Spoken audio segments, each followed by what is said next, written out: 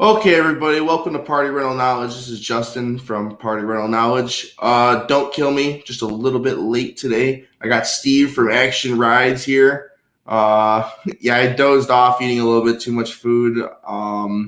Literally had my phone on silent, and I don't know how I lost the last 30 minutes, and then I tried coming on here. Headset was dying, all kinds of crazy stuff. Today's episode of Party Rental Knowledge is obviously sponsored by Action Rides. So here's our first sponsor right here. Steve has basically helped me out from the beginning, giving advice, all kinds of different, from like a manufacturer standpoint and from a person who's been in the industry for a few years, likes to drop his knowledge and give out some information very, very freely. I'm actually very, very thankful for it. There's his business. Home of bumper cars, that water gun race, big hit. It's really something to definitely watch out for and look out for. There's so many different things. Like, you don't just need to Steve just doesn't sell hard rides. Steve doesn't just sell inflatables. Steve doesn't just sell chemicals and cleaning products. Steve sells it all. He's done it all. He's rented it all. You know what I mean? I couldn't even, like, mechanical bull manufacturing, all kinds of stuff. So that's why I figured today would be a great opportunity to start teaching everybody about expanding your party rental business. What are some things that you might add to your inventory to go outside the box to start getting rentals that are over $10,000 each or in that nature? Steve, take it away. Well, there's a lot of things you could do to grow your business. And, people always ask me questions. I'm sure they ask you the same ones. How do I make more money? How do I this? How do I that? And it sounds like an easy question, which it is. But the answers could be difficult because it depends on so many factors, such as how much money you make in your area now. In other words, when you go to a house, is your business just dropping off a bounce? Or have you grown into a larger business than that? Sometimes I ask the question, are you a bounce rental company or are you an event rental company? Not because it's disrespectful, but because I need to know where you stand. So if somebody is looking to grow the business, there's many ways to grow. The question is, how do you want to grow? One way to grow would be do more bounces if you're just a bounce person, as an example, or slides. The other way is to add more to each location that you're going to, which means you're going to increase the type of equipment you have, which is more of a risk, but it's also the more of a reward. So there's a couple of ways you can go. And we were talking a little bit earlier about mechanical rides. And just so you know, I started as a magician, then I got into inflatables. And after the inflatables, the rides started coming, but I didn't buy the rides right away. Most of you know the first person whose rides I used, Sammy Vendola. You know him from Royal Train Rides. He's the second owner of Royal Train Rides, and he's been in the industry longer than I have been. I met him over 30 years ago. But Sammy had a little trailer, and on the side of it, it said the Rio Train. It was a train on the track, and I saw it going to a company picnic, and I wrote down the number. Then he stopped at a gas station. I followed him and said, I need your phone number. How do I book you? I wrote down his number, but I stopped him anyway to talk to him. And he's like, you're all the way in Tom's River. You're 2 hours away. I don't want to go there. I say, well, how much money would you want to go there? Because now, why did I want his train? Because it was something different. So I knew I could make more money. And if I'm even at that point, if I'm booking Sammy, I don't have to do anything except make a phone call. I can make $50, $100 more than I'm making at a party. Why not? How else can I make more money if I don't own the equipment myself? So Sammy was faithful, though. He wouldn't steal my jobs like other people would. Sometimes you got to watch out. You use a competitor who owns rides. They might try to go for the whole kit and caboodle and take your school away from you. So you got to have good morals. And sometimes they're hard to find. Sometimes they're easy to find. But that's how I got into mechanical rides. I was using Sammy. He made a little carousel, a little 6-horse little carousel. They didn't go up and down or anything. But I was renting it every weekend that he finally said, just buy the damn thing. And I got to tell you, after renting it for $600 a shot, 10 weekends, I paid him $6,000. He wanted 10 grand. I'm like, well, what's 10 grand if I'm paying him $6 grand for, 10 weekends in a row? I paid him the 10 grand. He made himself another one. Now I had one and he had one. And that's how I got into the rides. And that's how easy it is to get into rides. Some people can start by using other companies. However, you have to also keep in mind when you use other companies, they could go after and steal your events. And I had that happen early on as well. So if you get into mechanical rides, there's a load of different money coming in. Because once you get into that, towns want you, schools want you. Now, a lot of you probably do schools already, but they would love to have a couple of carnival rides. But it could be scary. So if you've never been involved with mechanical rides, don't start with something real big. Even though the bigger ones make the most money, because you're going to get it and say, ugh, I don't want to deal with this. I need 2 guys to set it up. You got to keep it simple. What would you consider between big and small? See, me I'm weird. I want to answer it first before you answer it because I want to see what your answer is lies to me. The problem with me is I grew up in the carnival and I'm 6'5". So things that I think might be small and easy to get into, somebody else might not think is small and easy to get into. So I think the swings are pretty simple. I think what else is really simple? The scrambler. You might have a different name for it, but basically the scrambler. Yeah, the tubs, very simple when it comes to mechanical rides. Like those are very but then you get into things that are pretty much as simple, like they have a wrecking ball too, where it kind of like swings back and forth and spins. Right. That's very simple. Like it's where you get to pull behind trailer, you throw the stabilizers on all 4 corners, and you basically put a fence around it. Make sure that there's more than enough room when it swings around. The kid sticks their arm out, it doesn't actually take it off. When I was starting to get mechanical rides, and John from Royal Train Rides came out with that trackless train, I knew I wanted one. And it was very expensive at the time, but I knew I was going to get one. And when we had to get it towed home, it was the scariest thing in the world. I had one of my guys go tow it home with a little Toyota truck, and he called me every 10 minutes from a gas station. Okay, we made another 5 miles. And I'm thinking like, oh, it's so scary because it's a big ride. It was on a 20-foot trailer. We never had anything that big. It was scary. So when it finally made it back to my place safely, it was a wreck. Of course, a few years later, we owned 3 of them because they made so much money for us. So even that trackless train was a big ride back then. And of course, everybody knows Sammy at this point, probably because he ended up taking over that company for quite a few years. So trackless trains, were they always basically just a gas mower with basically a fiberglass body around it, and then the cars are fiberglass bodies you pull?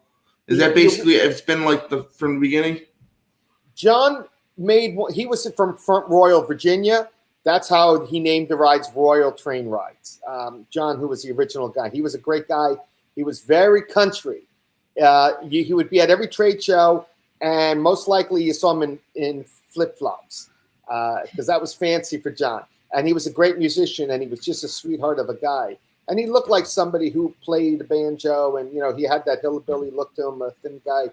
And he built one. The first one was wood, built for his daughter, and it was so popular by people. He went into a flower pot store that they made flower pots near his house out of fiberglass. So he had them make the train for him, and then he started selling them. Back then, they were Sears Craftsman tractors, the original ones, and they were 14 to 18 horsepower. And I got to tell you, back then, 18 horsepower didn't seem like enough. Then John boosted them up to, I think it was 20 or 21 horsepower. But Sammy's the one who said, let's make these electric. As far as the Royal trains go, yes, there's many other trains there now, but back in the day, there weren't. He was the man. Royal Rides was the guy you bought your trains from. And you made a lot of money, and they were simple to fix. They were simple to operate. Some of these big trains are wonderful, but they're not so simple. So, yeah, I hear what you're saying too. Trains are awesome. I'm actually thinking about getting a train. I think they're cool, but they're your own pain in itself. If I was to get a train, the way I would go about it, I would have a trailer, and then have that train all fit inside that one trailer. And then that trailer is its storage as well as its transport device. Yeah. So I don't, you know what I mean? So basically I don't ever have to take the train out, put it in the warehouse. It basically lives in that trailer and goes on an event with that trailer. So that's, I've seen a lot of places do that. They have them, and of course they have the open trailers where it just sits on the back of a garden trailer and locks in with a bowl and a hitch system. Which was very popular early on. But yeah, if you can afford an enclosed trailer, that's certainly a better way because now it's got a place to live. But they also, back in the day, they were making covers for them. But fiberglass didn't matter so much. These new trains that are out there, some of them are 30, 40,000 now. And, excuse me, not that they're not gorgeous, but they're made out of wood, which means eventually you're going to have rotting. Where fiberglass, you're not going to have rotting. So keep that as a thought. What does that mean? It means it's a lot more maintenance, and eventually that train's going to be bust if you keep it outside or if it gets wet in between that wood, no matter how much it's sealed. So that's why I'm not a fan of the wood trains for outdoor use. Yeah, I wouldn't be a fan of a wood in a ride. We're past that. The only wood I want to see is a wooden roller coaster. But, okay, everybody, hey, ask questions because we want to answer your questions and we want to give you guys value instead of just talking to each other because we talk to each other a lot. So, but here's the other, if they ask any questions, just let me know. But I could tell you, it's, I talked about the Royal ride, and obviously it's not one of my rides, but it doesn't matter what I make. It matters what's people need and what's going to make them money and when to buy. If you want, let's talk about some of the things you make, and let's talk about some of the things like I know you love them dearly, but Galaxy. Let's talk about some of their Galaxy. Oh, I know. I'm just playing. You're the only one that makes the last few years, and it happens, and I understand why. And Robin's probably mad at me, even though he's always been cordial. I haven't spoken to him in years, but they're frustrated. Look, who are my competitors? They're supposed to be peers, but they're competitors. Galaxy was aggressive 20 years ago as well. He had punched Peter in the face, who was another manufacturer who came out with a surf machine. He punched him at IAPA in the face. They're tough guys, the Galaxy guys, and God bless them. I only wish them success, and they've been able to bring stuff that's been on TV to market. They've done a great job. People are happy with them. Yes, there's been problems. I keep a list of all the problems of my competitors. I never use it, but I always have it, just like they know about me. They'd say, oh, we heard this about that one or whatever. It happens. Things happen. But they're royal guys. They're straight up guys. So is ADM. I'm not a fan of actually, I am. I can say I am a fan of ADM. I don't buy their rides, obviously, but I used to before it was ADM when the father owned it. I bought from him, and we bought some rides, and I wasn't happy all the time. Whoop-de-doo. I made money with him, and can I complain? Can I tell you all the horror stories? Absolutely. I can tell you them from Galaxy and everyone else, but the truth of the matter is we all going to have those issues. Motors go. Wires get loose. Yep. Stuff happens. It doesn't matter who it is. Yeah. That's why Ford has garages in every county to fix cars. You don't get the same phone calls that you do from bounce house, like from Carnival people that you do bounce house people, right? Because Carnival people innately know that some of the what Carnival people do? They'll say, hey, 3 years ago we had this pin fall out. Oh, it cost me $1,000. I had to get it fixed. And I'm like, why didn't you call me? Why would I bother you? I got Joey. We got the welder. We fixed it. In our business, it could be Saturday morning at 4 a.m. Yesterday the ride broke down and we had to hire a tow truck, and we got the ride there and we made money, and then we had to fix the wheel, and we need you to know this. And I'm like, no problem. I got it. Sometimes it's strange. That has to be 4 or 5 in the morning, but okay. The show must go on. Yeah. So it's tough, but it's understandable. People are more stressed in the party rental business than they are in the carnivals. And I got to tell you something. I was a small carnival, and I was a party rental company. My party rental company made a lot more money than my carnival.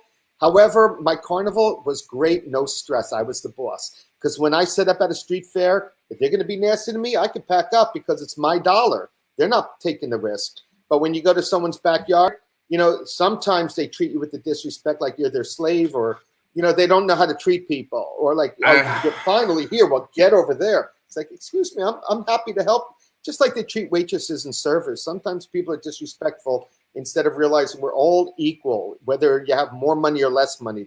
You know better, you know worse. You're a person. So.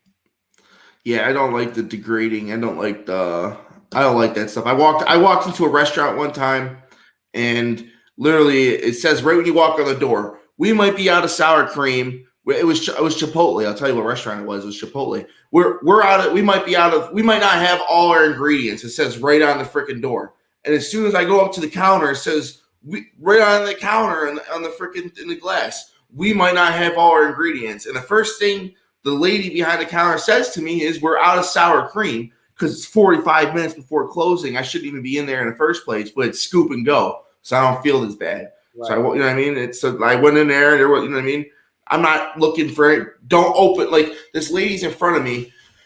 She says, we don't have any sour cream. She starts freaking out. What? You don't have sour cream? How dare you? How can you do this? This is irresponsible. I can't believe you. This is disrespectful.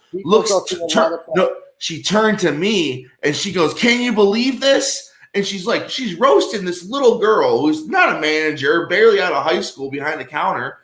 And I literally look at her and I'm like, well, you shouldn't have asked me, because when you walk on through the door, it says it right there. And when you walk to the counter, it says it right there. It's 45 minutes you're closing, and you want a immediate, immaculate service from and then you're freaking out because she said she can't open up a whole tub of sour cream 45 minutes before they close, because it's going to harden up in the freezer. Like it's just, it's like, listen, and then you're yelling at this little girl. I'm like, I'm like, shame on you. You thought I was going to agree with you too. That did not go the way you expected. She looked at me, looked at her, and just left. I got my meal for free. It's it's sad because people forget to be human. Sometimes we're all human. We all screw up, and people forget that. They become bullies to bully you into something or force you into something from both ends. Sometimes the restaurant will threaten you. Oh, if you're going to act that way, and sometimes the people are just wrong. But hard rides, what has the least amount of liability? Like bumper cars. Are those? Does that have less liability than a mechanical bull, or is it about the same price for insurance? Or is a hard ride the same amount of liability as a mechanical bull? Like the swings we talked about, is that in the same category? Let me address mechanical bulls, whether they're Galaxies or whether they're ours or other brands. Okay. There's two types of mechanical bulls out there. Well, there's more than two, but generally there's two types. There's an electric motor bull, which is what Galaxy uses and we use and other people. And by the way, just to make it clear, no disrespect to Robin or Mike, they're not the first one to create that Galaxy bull style. This was around before them. No disrespect meant. I know they're not going to like that comment, but they know that anyway. But they certainly brought it to the U.S. market and killed it. And people love them. And so they succeeded, and they just deserve credit for that.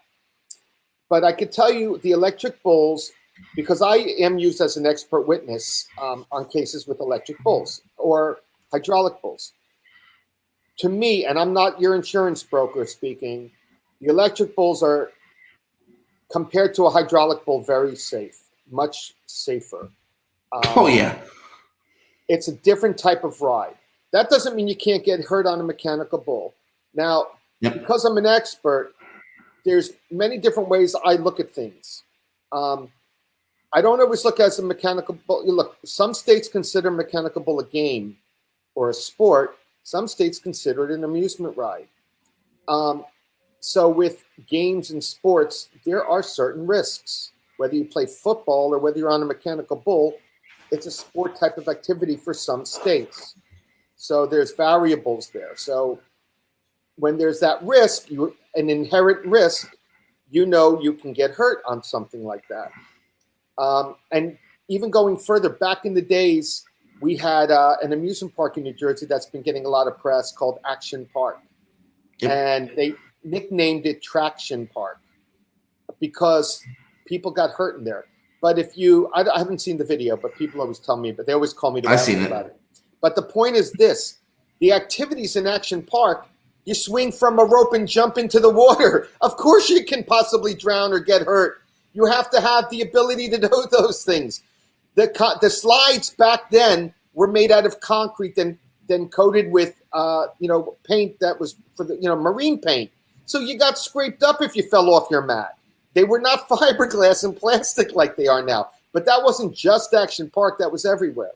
So there was an inherent risk when you go to Action Park and you're gonna jump 100 feet in the air. You're taking a risk. That's not just a ride, even if it goes under amusement ride. So back to the bulls. Electric bulls are predominantly a safe ride.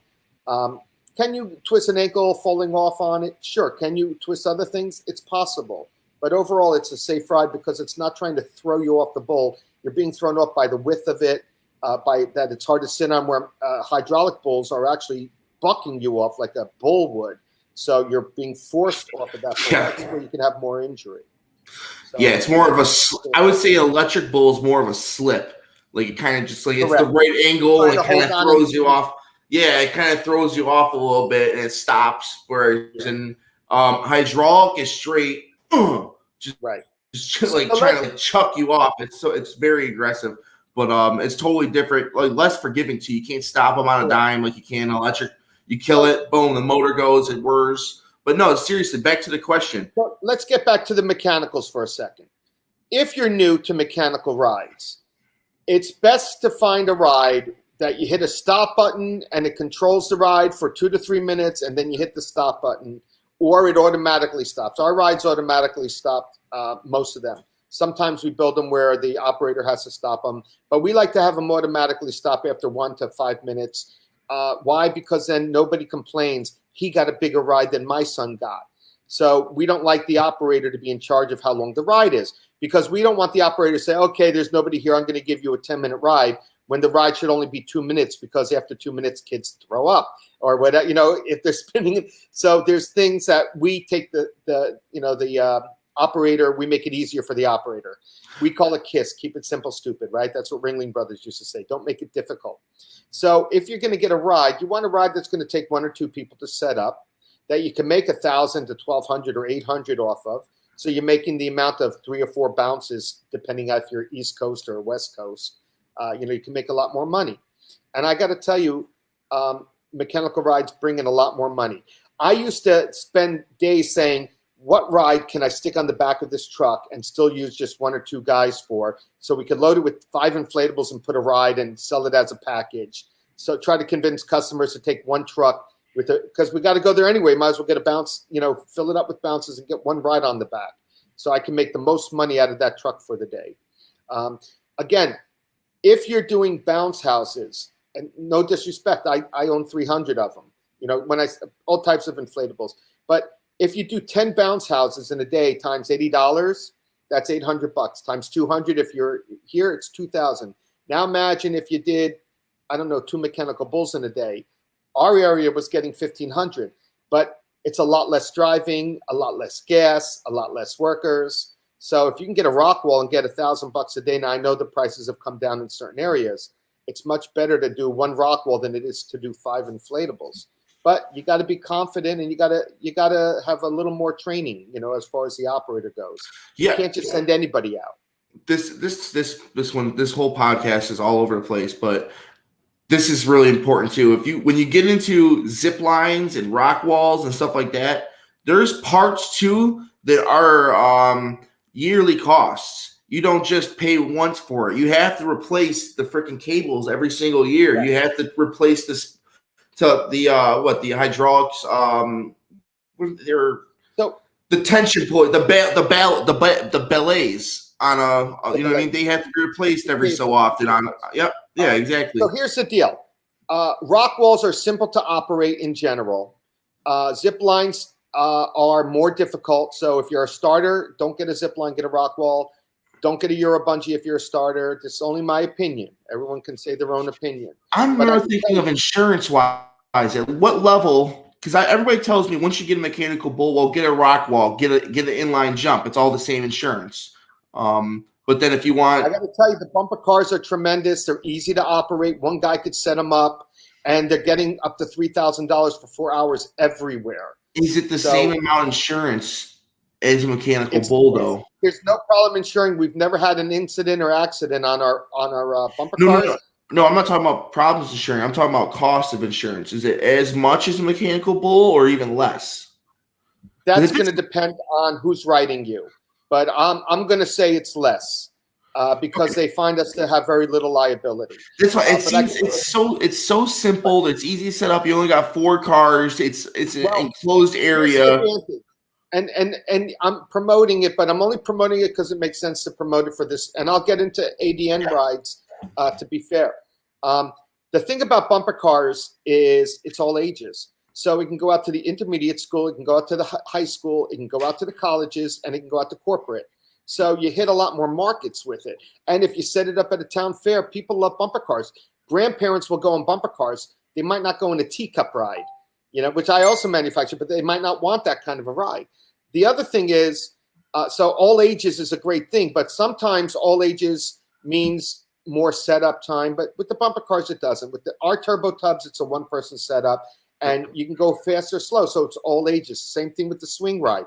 Whether it's my swing ride or the ballistic one from ADM or any of those, they're simpler to set up and people like them and they look good at an event. Super simple to set up.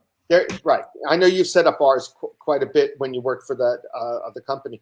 And they're no-brainers, basically. But a swing ride takes a little more. You need 2 guys for sure. One guy could do the tubs once they learn it. So if you start off with the tubs or bumper cars or the ballistic from them or from us, those take a little more time to set up, a little scarier because they're taller. That's all. But or a rock wall, you got something nice going there. Rock walls are becoming old hat right now, which is why you see them for sale for $5,000 to $6,000.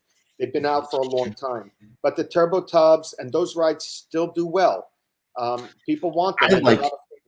I like what is it? Is it Extreme Attractions in California that does the climb walls or whatever? It's like a rock wall, but it's all different. It's all different shapes and stuff like that. I thought that was very unique and great. Great idea. Well, it's different. That's anything different.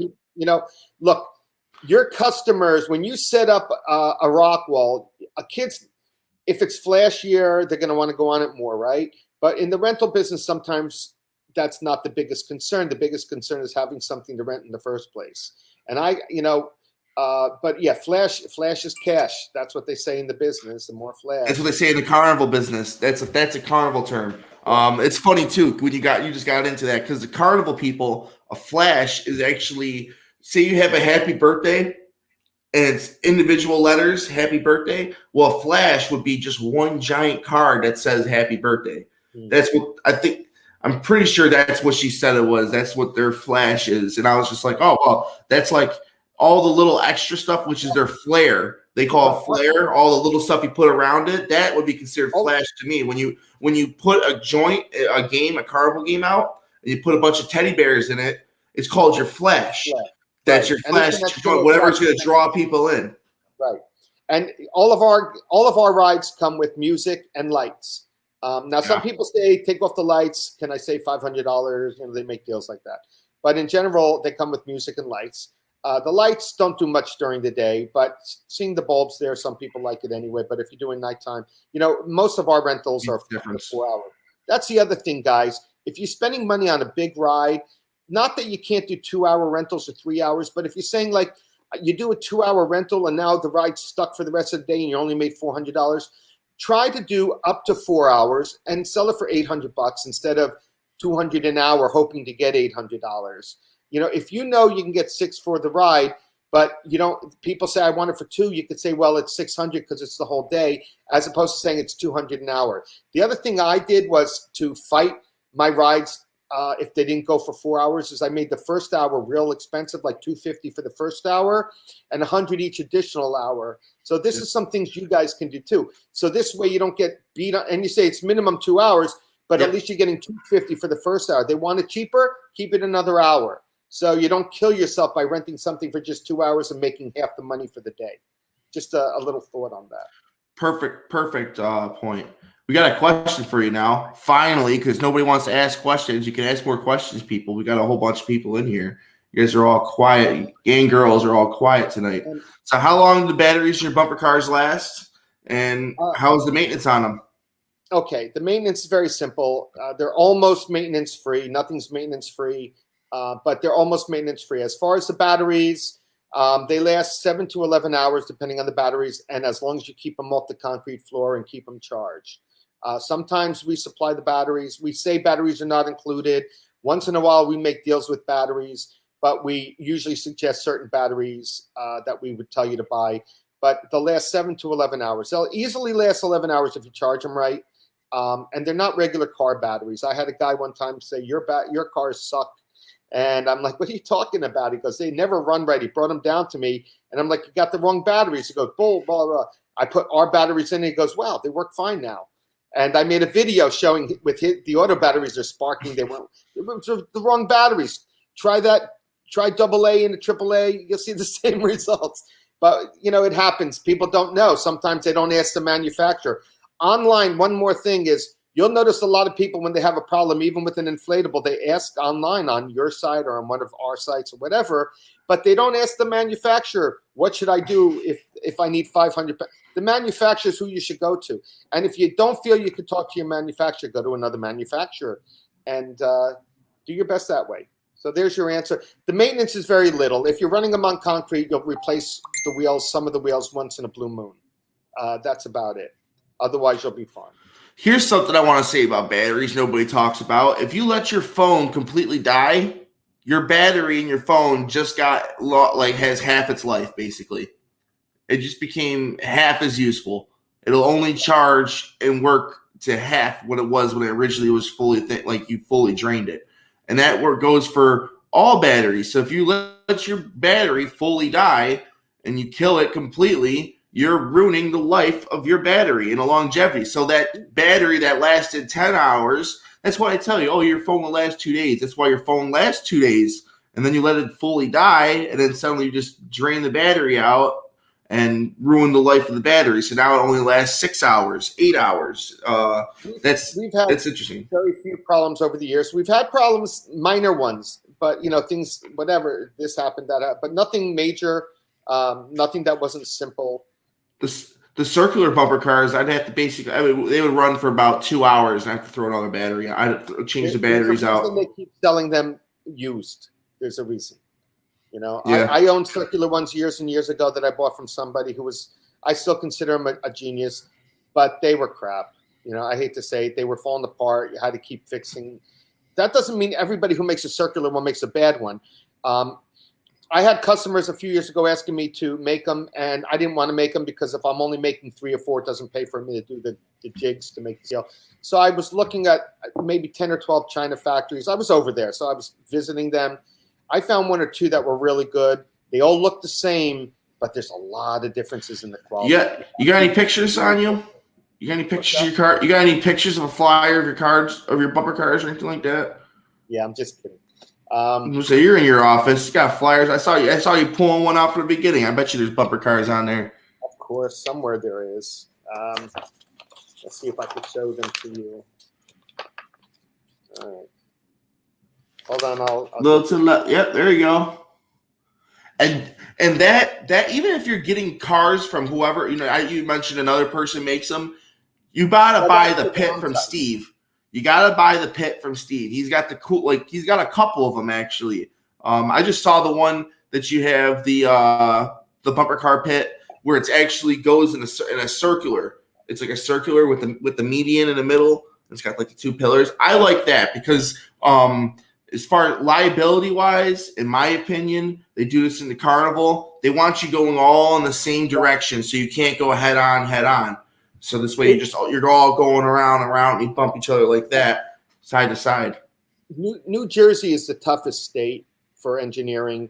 Not only did we have to engineer them, we had to physically videotape all these type of tests showing that it could hit the wall and it doesn't move the outside of the wall. I had to hook up these pendulums so you would see there's no movement. When the wall got hit, that this little row with thing. I had to do all this crazy stuff and film it.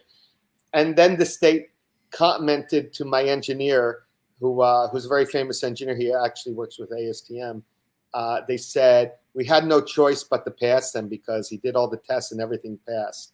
And when the engineers came down, they thought they were the coolest thing ever. And the ride inspector didn't like it. He said it was too fast. And the engineer said, no, it's the 6 RPMs. We tested it. It's fine. And he goes, but maybe you need another seatbelt. He goes, no, it's fine. He's got the restraint. It's fine. But they were arguing. It was funny to watch an inspector argue with the engineer who approved it for the state and they even made him come out.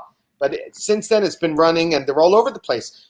Not only do we have rental ones, we have them in Las Vegas in set rooms. We have them in Kansas City. We have them in Venezuela, in Peru, in Bahamas. We have them all over the world. They're nice too, and they're nice and quiet and safe. You know what's what? Like, see, I'm a robust dude, and manly man, whatever you want to call it. But dude, I used to go on the bumper cars because I was like, this is wild. Like, if you look up. Like, the whole thing's electrified. There's this cable going to the back of the car, and it's all, you know what I mean? That's where it's getting all the power. She prefers to watch when we go on rides, but she goes on bumper cars. Well, yeah, but you know what I'm saying? But there's like and you see the skidding and the sparks on the top and all that. I'm like, oh, this is sweet. Like, I feel like I'm in some like steampunk movie or something like that. But then, you know what I mean? So I see some kids, even when you go to, like, listen, bumper cars aren't scary. But I see kids that, like, my worker, his son is like, I had like 10 inflatables set up in the yard. So there's like 10 bounce houses over there, and I'm like, yeah, we'll bring it. You bring your kid over and just let him go play in them. You know what I mean? He was scared shitless. Like, he never seen it really about. Like, there's just sensory deprivation. There's just too many of them. Like, this isn't fun. Like, this isn't cool. He didn't like it because of the loud noises. It's just. But your bumper cars, it literally just, like, there's no scary feeling to it. It's all electric, but you actually get pretty much the same amount of speed. I think that's really, really interesting, and I think it could be game training, even if they put them in the carnival industry, because you don't need that giant, like, literally the whole top is electrified. Like, if you just eliminate that. The thing for carnivals is they don't have to have it inspected by the electrical town guy every time they move. They got to get the other one. They have to get inspected again. That saves them a couple of $100. But let's talk about a couple of other types of things you can do. If you get into mechanical rides and you just buy one, that's fine. Whether it's a Bull, a Rockwall, our bumper cars, or our turbo tubs, or a swing from us, or ADM, or whoever. But try to get something that's going to fit your market. If you're doing a lot of younger kids parties, don't be afraid to start with a carousel or the trackless train. The trackless train is good for a lot of ages. But don't be afraid to start with something like that. And yeah, I don't make one, but this is not about me, even though it is. It's also about right advice. Mm-hmm. Do you make Water Wars? The water balloon game? Water Wars, it's like where they launch the water balloon at each other from, like, you set one up over there and you set one up right here and you kind of slingshot balloons at each other. I made them when I was in the rental business, but Water Wars is a patented item and I respect that. Oh yeah, no, I understand. Well, she was just mentioning about it. She was saying she's seen the water balls at many festivals. I'm pretty sure she's talking about this. Maybe the water game. Yeah, we made a what? We talk about water where you shoot the balls. I've seen where you shoot the water. The funnel, you pull back on the bungee. That's a water. Oh wait, no, what are you talking about? I'm talking about a water race. I'm thinking either that where you shoot balloons at each other, or a water race. We manufacture that. You do the water race, but I think she's talking about.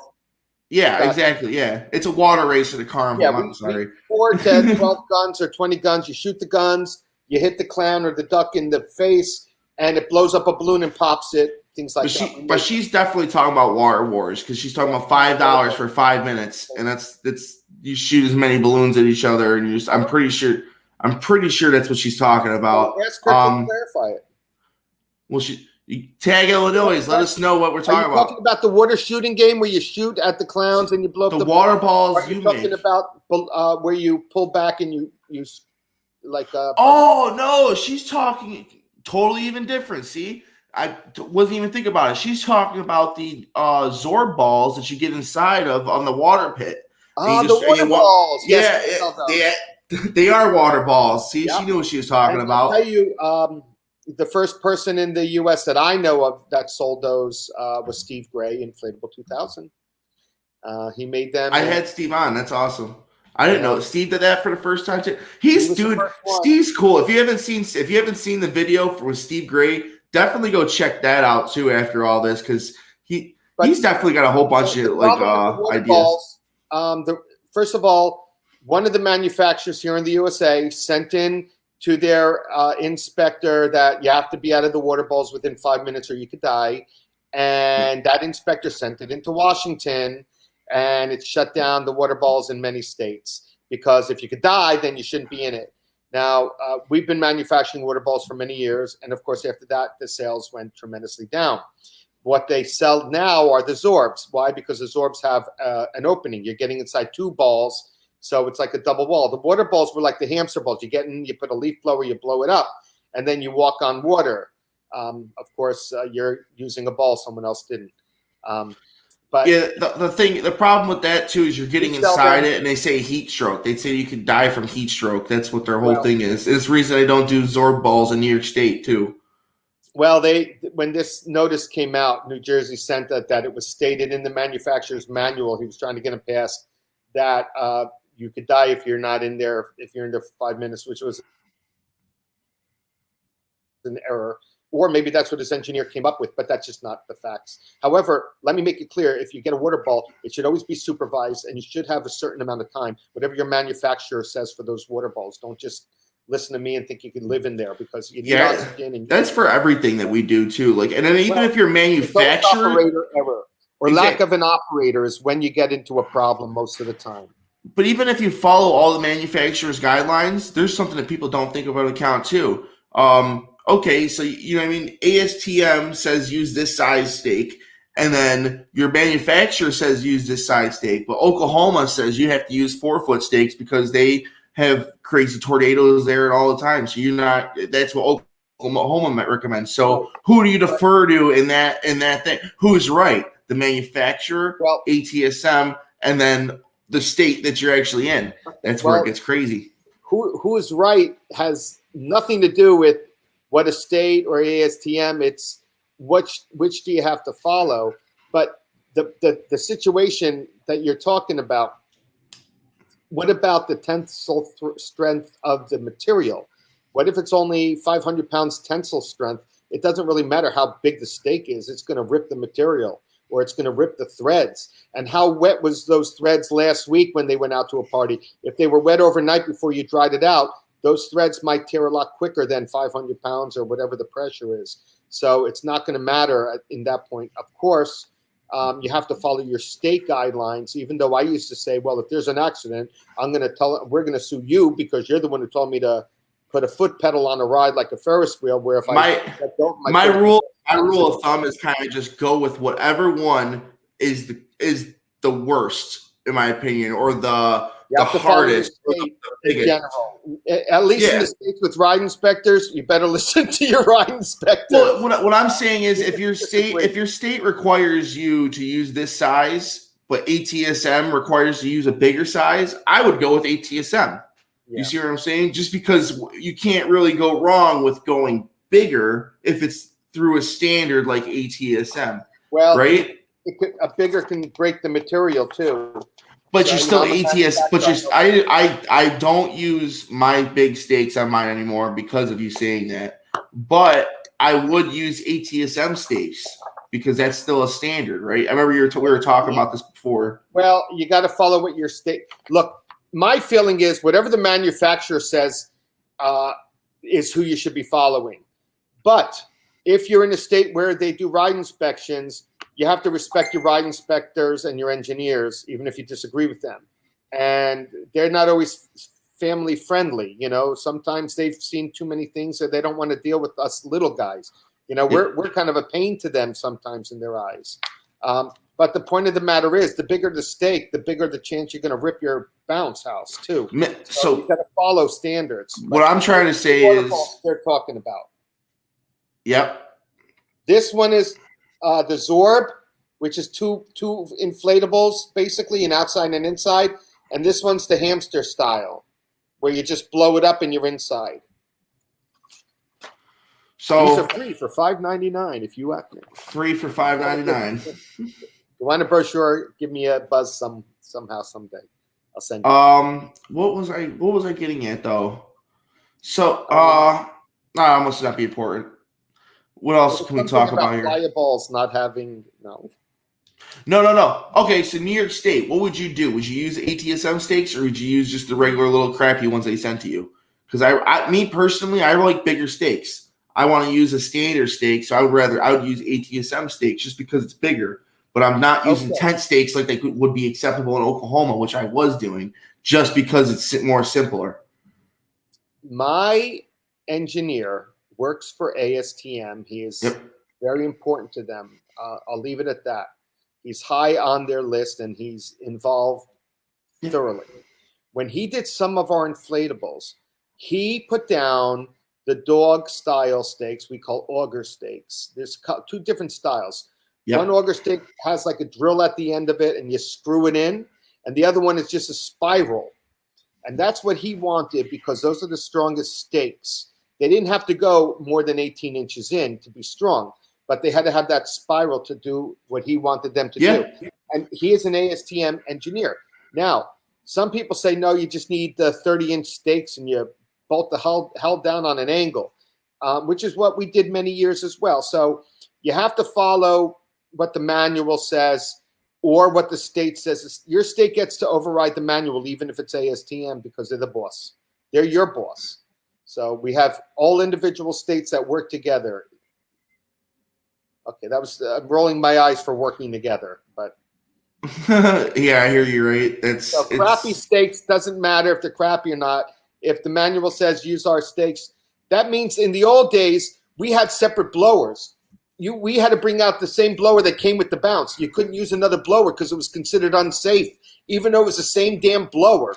Is that the standard today too? Are they picking like, okay, so you're not going to get crap? This blower wasn't with this inflatable. They're not going to get stuff like that. Depends on your state, but in general, they used to put the inspection. What state? What are the bad states? Come on, I want to hear them. It's not that they're bad. It's just that they have different rules, and What are the more aggressive states? What is it? What Ohio is aggressive. New Jersey with keeping the same blower with the inflatable aggressive. Not anymore. There was a time that New Jersey did that, and it probably was logical. And I remember sitting in some of the state meetings trying to be kind of an advocate for our industry, not just me. And I remember the state saying, well, how else can we put a metal tag on it? Put it in a bag. Well, where are we going to get these bags? And Uline has them, And then they started attaching them to the bouncers, But back in the day, if I had the wrong blower, like if my blower said circus bounce and it wasn't the circus bounce, it was a $1,500 to $5,000 fine, even if it was the same blower, but it didn't have the tag. So did you have to buy a blower? Okay, so say your blower breaks. Did you have to call the company and buy a blower for the train? Well, back then, what you would have had to do was had the ride inspector come and, remove that blower and approve the new blower, probably. Oh, okay, Okay, that makes sense too. Approve the new one. Just a freaking money grab. It's aggressive, but I think they just didn't know how to put a label on a bouncer, and they wanted to make money off of it. It was a metal tag because it was supposed to be from mechanical rides. It's funny too. You know what I like? You know what I think is really wild? That Extreme Attraction rides. That's the stunt jump that goes to Steve's I2K's Zero Shock, basically. That thing you can't get it insured, and you can't get it or you might be able to get it insured, but you can't get it inspected. Like, they will not inspect that in New York State. They will you're allowed to use it. You're allowed to bring it because it's not inspectable. Oh, but they don't want to touch it. They don't want. It doesn't need an inspection. Anything over 18 feet needs an inspection. They don't want anything over 18 feet in New York State. Oh, New York City. Excuse me. I believe it's New York City. I'm not an expert on New York State's laws, but I do come across them often. Yeah, look, I heard that one before too. The over 18-foot thing. Yeah. Under 18 but I was talking about. Unless that's changed, somebody out there might know the answer. They could post it. What was I just talking about? Mechanical rides. No. Besides that, what was I just talking about? We were talking about the stakes, New York. You were saying the No. stunt jump from Steve Gray. Oh yeah, that thing. It's literally like you can't like the inspectors will not inspect it whatsoever. So it's like it's you know what I mean. You don't like they would go and look at the zip line. They won't even look at it because the inspector can't. They're not going to pull it and make it unsafe because they can't do that. It's stuck in limbo. It's wild. Well, so, but they won't write off on it in case there's actual accident. Then they can't see it. They said it was okay. We had that in New Jersey with the mechanical bull when I first got the first permit to permit a bull, which happened to be a Galaxy bull. And the inspector wouldn't put the sticker on it, even though the state engineers passed it and the state allowed it. It took 3 years because he's like, it says in the manual for New Jersey rides, which they had their own manual, if you could be thrown from the ride, you have to wear a seatbelt, and you can be thrown from this bull, and I'm not going to have my name on it. When somebody gets hurt, my name's going to be in the paper. That's what our inspector said to us, and I operated, and I kept that permit with it, but he wouldn't put it on. But I keep paying for a permit. I keep getting it, and he's fighting his own state boss because of the law in the book. I get it, but why was I stuck in the middle? I'm trying to make a living, and we had a great safety record, so what's the problem? But that's the problem. It's really wild. You know, there's some people that just have too much power. My cousin's a city inspector. There's a dude that comes into the office and goes, "Oh, I put out 5 stop worker orders today." So then all happy about it. And then my uncle or my cousin will look at him like, "So you put 5 stop work orders out today? So you're saying 3 contractors per job are out. The homeowners are out of time. You know what I mean? So you're just basically ruining our economy, and you're happy about it. Like you have no like you're they probably just trying to just in put their position that they're saving lives or saving people somehow. You know, I mean, we don't live in their shoes. Customer Curtis Boston Family Entertainment FaceTime video. They have a difficult. I wouldn't want to be an inspector. I've been this, and I'm thinking like I thought about it. I got too much stuff going on. But all right, everybody, we're going to wrap this up. I'm going to have another video with Steve coming soon on the channel because I want to do this more methodical, a little bit less cluttered, a lot shorter. And we're going to be able to get some of the questions, like basically how do you go from 100K a year to 200K a year? How do you go from 10K a year to 100K a year? Mechanical surfboard, listen, in my opinion, don't get it. Unless you're already a super big company or something like that, I wouldn't get the mechanical surfboard just because the thing is just literally, you can't, it doesn't really move unless you're a small weight, and it's not even really that fun, in my opinion. It's cool to like as an add-on. It's cool as like a piece. You can interchange the surfboard and change it to a skateboard and change it to a snowboard and change the backdrop to them. But it's just, in my opinion, it is just a very cheap and chintzy ride. But people do love it for the fact that it's something completely different and it is still pretty new. But in my opinion, I think it's junk. Maryland, and I don't know if it still stands, but Maryland banned it about 10 years ago or more. They banned that surf game because somebody got hurt on the front of the surfboard, and you're not allowed to have them in Maryland. At least that's how it was. Maybe the law's changed since then. Is that thing even that old? Not putting a surfboard on a bull. I'm talking about the small. I'm talking about that small one. The Robo Surf was the original manufacturer who made them in the 80s. And the 90s, and they were expensive back then. You know what seemed expensive back then. They were the original, and then of course the mechanical bull companies came out with an attachment for a surfboard, which many had at that point, instead of the bull, and that's how you got the second game. Of course, you don't want to use a spin option, but and then Peter Herzig made a Robo Surf back in the early days, but he wasn't the first one. He was the one who owned Entertainment and Leisure. A lot of people know who he is. He brought sumo wrestling to our market. The surfboard that I'm familiar with is what was made by Galaxy. Little blue base. It's only does back and forth. Yeah. It only goes back and forth. It doesn't do anything. So it's all you get is this motion. It's such a toddler thing. My old boss used to market it to colleges. And it was cool. It was neat, but it was literally like It's cool until you get on it, and then everybody hated it. That's my opinion. Keep this in mind. When your boss has a company where it probably owns 25, 30 mechanical rides, 300-400 inflatables. When your company gets that big, you buy things like the surfboard as well. Oh, I would. Yeah. Oh, yeah. I would. So they do make money when you get to that size.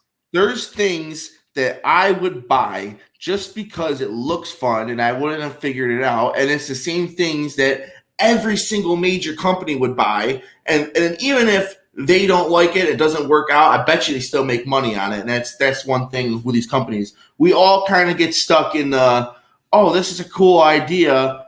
Oh, I guess it really wasn't. It's a cool idea for a rental operator. We all get sucked into that trap. All of us owners get sucked in that trap. There are a lot of mechanical rides that are available that are under $30,000, that are at $15,000 range, that one person could bring on the back of a regular truck, set up, and increase your money, go from $600 instead of $200 with the same truck instantly. So it's worth the investment, and you get different clients. You get a higher end client, a bigger spender. Oh yeah, way those bigger. Clients will order 4 inflatables. They'll order a slide, a combo, and a bounce, so they have 3 different inflatables, or an obstacle course. So now you get the bigger jobs, and that brings in a lot more money. But that's also a bigger risk, or scarier for you to start with. Some people are be happy. Some people are happy with making 10 grand a weekend, and you can make that in a day with some of these events, even more, 10 times that. My one boss brought 2 hard rides and a box truck full of inflatables down to a super church in Texas and did a 100K event for 2 days. We did many $100,000 events one day, and we still did 30 or 40 little events. Little events were 3,000 to 15,000, and I got customers now that buy rides from me that own 2 or 3 rides, and like they said, a $10,000 event to them is not good. That's got to be their small event. So the money's out there. If they do the $10,000 event, so they can do the 100K event later on that year. So when you start getting into $10,000 events, you're walking away with $8,000 in your pocket at the end of the day, if not $9,000. So remember, 3 inflatables they can get from anybody. Why should I get them from you? I'll throw in the airplane ride. I'll throw in the bumper cars. What do you mean you'll throw it in? Well, normally I get $3 grand. I'll do it for $2 grand, or I'll do it for $1,000. What is it that your competitors don't have? Then you throw that in, and you might go, well, Steve, you're just giving away the book. No, I'm getting you 5 to 10 grand more than you would have had. So you got to figure it out, and I can explain better at another time. Yeah, we're going to do that in the shorter video. We're going to explain. We're going to narrow down really how to make money and how to profit. Start with mechanical rides. Start with things that you're comfortable with. That's all. Don't go crazy with mechanical things that are going to take a lot of time to learn how to run. Get things that are simple. Start simple. Make some money, and then you'll be more comfortable with it. Dude, Steve's a great guy. If you're thinking about buying something, ask him, hey, is there somebody like an hour or 2 away that has one that you mind calling up and seeing if I can come down there and talk to him? Can you middleman? And I'm sure Steve, hey, I already know, listen, I know Steve pretty well. I'm pretty sure he'll call somebody up and be like, hey, I got somebody that's interested in learning a little bit. Do you mind? And you know what I mean? Like if I owned one of your rides, you already know I would teach anybody that's around me that comes over. I'll pull it out for a little bit and show them. I would, I would do that happily. Can I do a 1-minute TikTok story real quick? You got 1 minute because after this, no, you're good. If you guys don't know, like, listen, if you guys think that you're too old to be on TikTok, he's already got 4 million views this month.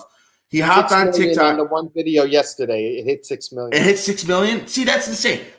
So you're probably at like 8 or 9 million this month. Let me tell you this quick story. Yep. When I was younger and I started getting into mechanical rides, I had a competitor who was 45 minutes away, and he friended me. For some reason, he became my buddy. And I told him I wanted to buy mechanical rides. And I told him which ones I was going to buy. And he told me because he owned them. So I knew I was getting calls for them. Whatever he owned, I got calls for. You own a train. They're calling up all the other bounce people. And they're saying, do you have a train? I promise they're hearing it if you own a train. So I wanted to buy these rides because I was getting called and I wanted to I wanted those jobs. And he goes, they're terrible. This fell apart. That fell apart. These are the worst rides I ever bought. And he really bashed all these rides. So the next year at AAP, I'm hanging out with him and his wife, and he walks away, and I say to his wife, "Where's he going to buy?" "Oh, he's buying another one of these," and he was buying doubles of the rides. And I'm like, "What are you talking?" He said, "They're horrible." She looked at me. She goes, "Are you kidding? Those are my biggest money makers." He lied to me because he didn't want his competitors to have his rides. So not everybody plays fair, even if they take you out to dinner, and even if you take them to the circus. That doesn't mean that you're friends. He got a year. He got a year. He got a year without you in the market. You know, there was a joke back in the football days that the other coach would buy before the big game. The other coach would buy the other team a whole bunch of beer because he wanted to be nice to them. No, he wanted to make sure they screwed up the next day. But the guys didn't know that. They thought, hey, that coach is a pretty cool guy. So keep that in mind. I'm not saying don't be friends. I'm saying just be aware that some people will lie to you because it benefits them. Sorry to tell you that. It's true. All right, I'm already a minute over. Go watch the other live stream that's happening right now. The tent guy just started. Get that information over there. He's going with Brian from Rental Innovations, and he's going to be talking about frame tents. So you definitely don't want to miss that. Catch you on the next one, everybody. Be safe. Thanks for the interview. Thank you for coming on, Steve. I appreciate Always you so a much, pleasure. man. Thanks.